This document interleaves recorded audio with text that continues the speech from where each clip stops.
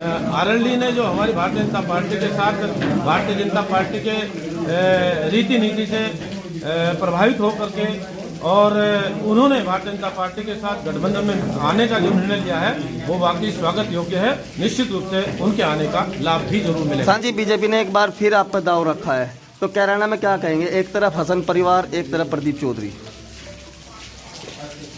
मेरी भारतीय जनता पार्टी ने मुझे पहले विधानसभा लड़ाया डूंगों से, 2017 में, 19 में लोकसभा लड़ाया और दोबारा से मुझे मेरे शीर्ष नेतृत्वों ने मेरे ऊपर बहुत बड़ा भरोसा करने का काम किया है। उसके लिए मैं अपने शीर्ष नेतृत्व का, माननीय प्रधानमंत्री जी का, माननीय नड्डा जी का, माननीय गृह मंत्री जी का, माननीय राजनाथ जी का और उत्तर प्रदेश के मुख्यमंत्री अपने शीर्ष नेतृत्व का सभी का हृदय से आभार व्यक्त करता हूँ, धन्यवाद करता हूँ। और जिस प्रकार से मेरे ऊपर भरोसा करने का काम किया है, मैंने अपनी तरफ से पूरा अथक प्रयास अपने क्षेत्र के लोगों के भले के लिए, क्षेत्र के विकास के लिए लगातार प्रयत्नरत में रहा हूँ और पूरा प्रयास मैंने किया। कोई भी अपने तरफ से, कोई भी अपनी साइड से कमी नहीं छोड़ी और आगे फिर जिस प्रकार का भरोसा किया है आगे भी मैं अपनी तरफ से कोई कमी नहीं छोड़ूंगा। तो कैसे मान रहे हैं कि कैराना में जो राजनीति है वो एक उलट है, क्योंकि एक तरफ हसन परिवार है, उनके पिताजी भी सांसद रहे हैं, माताजी सांसद रही हैं और भाई फिलहाल वर्तमान में विधायक है, और जो मुस्लिम वोट बैंक है वो सबसे अधिक है। ये सब चीजें होती हैं चुनाव में, कोई ऐसा नहीं होता है, पक्षपात सभी लोग होते हैं। लेकिन इतना जरूर कहना चाहता हूँ कि पिछली बार का जो चुनाव था, पिछली बार के चुनाव में सभी दल एक साथ खड़े होकर के चुनाव लड़ने का काम कर रहे थे और सभी दलों के ऊपर हमारी भारतीय जनता पार्टी के कमल ने भारतीय जनता पार्टी का परचम लहराने का काम किया है। मेरे क्षेत्र की जनता का जो मेरे ऊपर आशीर्वाद रहा है, जो सहयोग रहा है, उसी के बल पर हम लोग फिर से मैदान में उतरेंगे और मैदान में उतरने के बाद लोगों का आशीर्वाद उसी प्रकार से मुझे मिलेगा। आरएलडी का एक वोट बैंक है और कैराना लोकसभा पर क्या लगता है कि आरएलडी का वोट भी, क्या विश्वास है कि मिल पाएगा? निश्चित रूप से आरएलडी ने जो हमारी भारतीय जनता पार्टी के साथ भारतीय जनता पार्टी के रीति नीति से प्रभावित होकर के और उन्होंने भारतीय जनता पार्टी के साथ गठबंधन में आने का जो निर्णय लिया है वो वाकई स्वागत योग्य है। निश्चित रूप से उनके आने का लाभ भी जरूर मिलेगा। सांसद जी, हम देख रहे हैं जब पिछली योजना में आपका टिकट हुआ था तो आप इसी मंदिर में आए थे, क्या कहेंगे? निश्चित रूप से हमारे ऊपर बहुत बड़ी कृपा भगवान श्री राम की और हनुमान जी की रहती है और कृपा की बदौलत हम लोग आगे बढ़ने का अवसर मिलता है। और मुझे मेरा टिकट होते ही जैसे पार्टी ने मुझे घोषित करने का काम किया है और मुझे भगवान अपने हनुमान जी के चरणों में आने का अवसर मिला है। मुझे बहुत बड़ा आशीर्वाद उनका मेरे ऊपर रहता है और आगे भी मुझे आशीर्वाद उनका मिलेगा। अगर आप लोकसभा 24 का चुनाव जीतते हैं तो सबसे पहला काम क्या होगा? क्षेत्र का भला करना मेरी हमेशा प्राथमिकता रही है। जो काम छूट गए हैं, जो रहे हैं जनता के लिए, क्षेत्र के भले के लिए, क्षेत्र के विकास के लिए, वो मेरी प्राथमिकता में रहेंगे। तो किसी भी सेक्टर के काम हो।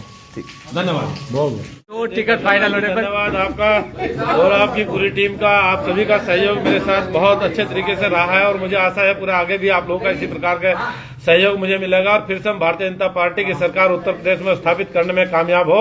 मेरी अपने सभी क्षेत्रवासियों से यही बधाई है और यही धन्यवाद मैं अपने क्षेत्रवासियों को करना चाहूंगा। जिस प्रकार का अपार समर्थन और सहयोग मेरे साथ रहा है और आगे भी इसी प्रकार से मेरे साथ लोगों का सहयोग समर्थन रहेगा। मैं उनके कार्यों में, उनके सहयोग में, उनका जितना भी मैं अपने क्षेत्र के लोगों की सेवा करने का काम कर सकूं, आगे फिर से मुझे पार्टी ने मौका देने का काम किया है। उसी तन्मयता के साथ, उसी ईमानदारी के साथ, उसी लगनशीलता के साथ क्षेत्र के विकास के लिए फिर से हम लोग नए सिरे से लगने का काम करेंगे। कितने वोट चौधरी एक ही नाम, जय श्री राम, जय श्री राम, जय श्री राम। क्या लग रहा है कितने वोटों की आप जीत मान रहे अपनी? अब की बार पहले से बहुत ज्यादा लोगों में उत्साह देखने को मिल रहा है और जिस प्रकार का उत्साह देखने को मिल रहा है इस प्रकार से तो ये लग रहा है कि हमारा किसी से मुकाबला है ही नहीं।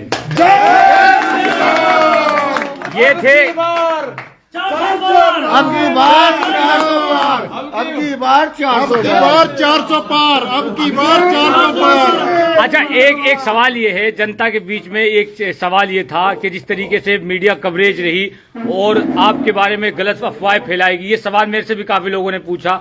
क्या लग रहा है कि अब आगे का रणनीति कैसे रहेगी? मेरी कार्यशैली को मेरे क्षेत्र के लोग बहुत अच्छे से जानते हैं, समझते हैं, कैसे हमें काम करना होता है, कैसे हम काम करते हैं, कैसे क्षेत्र के लोगों का सम्मान करना है, कैसे क्षेत्र के काम करने हैं, कैसे क्षेत्र का विकास करना है। मेरे कार्य प्रणाली से मेरे क्षेत्र का प्रत्येक व्यक्ति अच्छे तरीके से वाकिफ है। लेकिन मेरे खिलाफ कुछ इस प्रकार का प्रचार करने का काम किया गया है कि जैसे कि मैं क्षेत्र के लोगों का कहीं सम्मान ही नहीं करता। मैं हमेशा सम्मान करने का काम करता रहा हूं और इस प्रकार से मेरी छवि को धूमिल करने का प्रयास किया गया है और मेरी पार्टी ने मुझे इतना सम्मान देने का काम किया है। अपनी पार्टी का मैं हृदय से आभार व्यक्त करता हूं। अपने नेता माननीय प्रधानमंत्री का हृदय से आभार व्यक्त करना चाहता हूं। अपने राष्ट्रीय अध्यक्ष जी का हृदय से आभार व्यक्त करना चाहता हूं।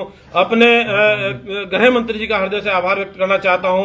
राजनाथ जी का आभार व्यक्त करना चाहता हूं। उत्तर प्रदेश के मुख्यमंत्री आदरणीय योगी आदित्यनाथ जी का आभार व्यक्त करना चाहता हूं। शीर्ष नेतृत्व ने मेरे ऊपर फिर से जो विश्वास जताने का काम किया है, मैं हृदय से उनका अभिनंदन करता हूं, उनका स्वागत करता हूं और उनका हृदय से धन्यवाद करता हूं। भारतीय जनता पार्टी